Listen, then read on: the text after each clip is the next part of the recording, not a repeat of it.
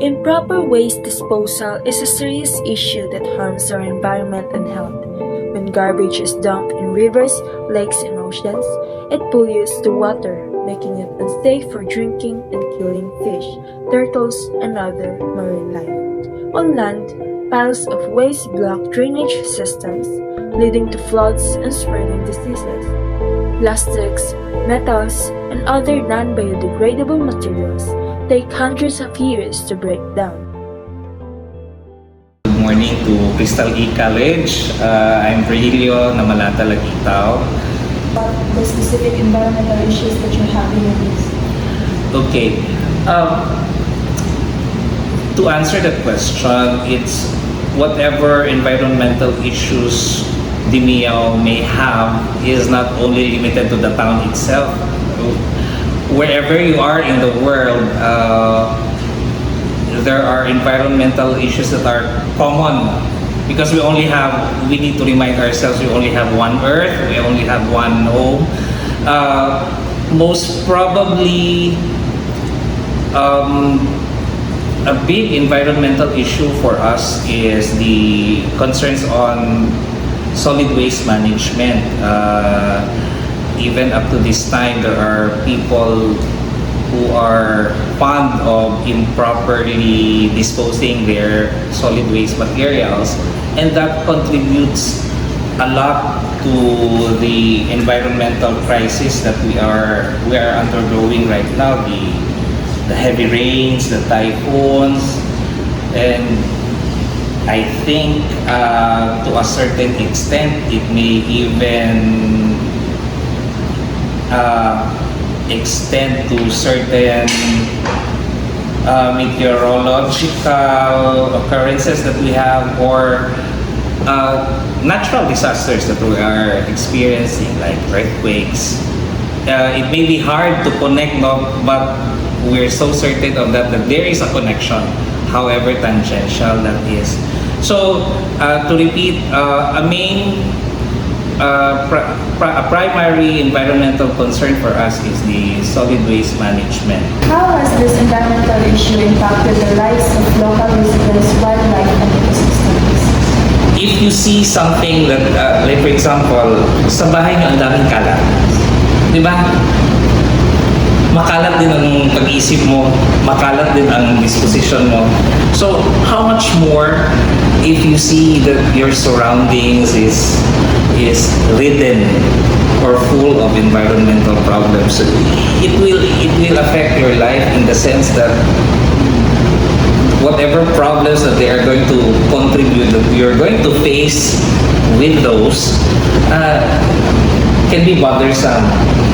For the wildlife, syempre, affected din yung buhay nila because it may affect their home, their habitat. A destruction of the habitat of animals is also causes great stress and problems to animals.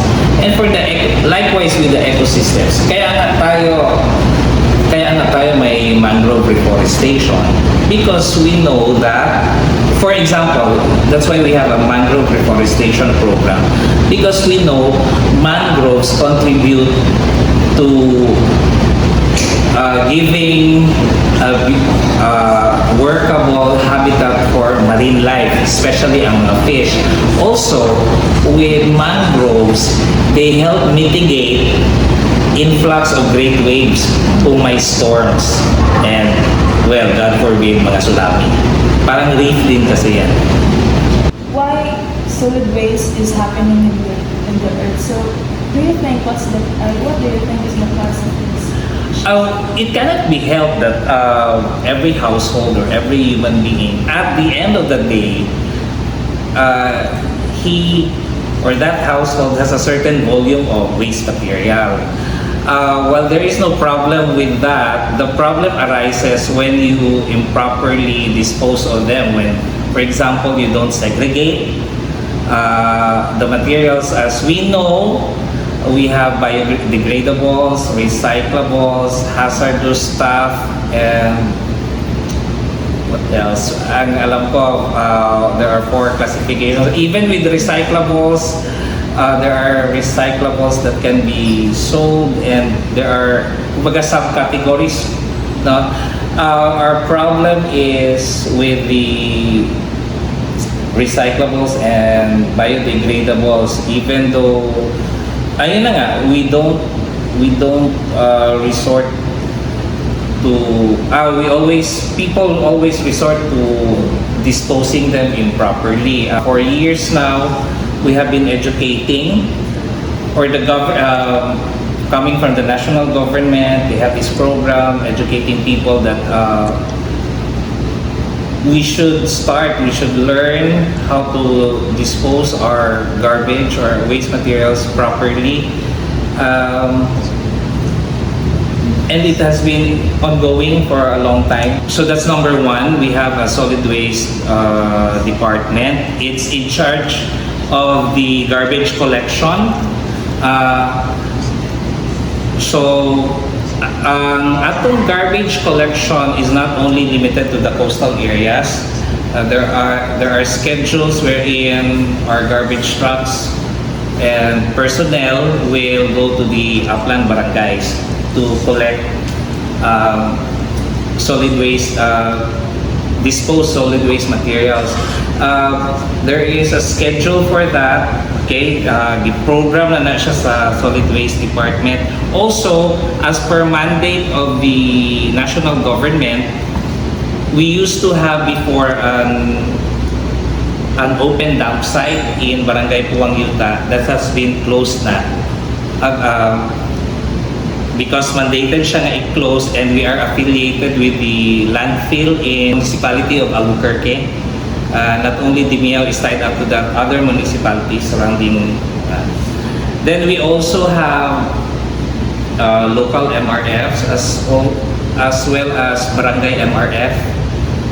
Para cascade bang doon na siya.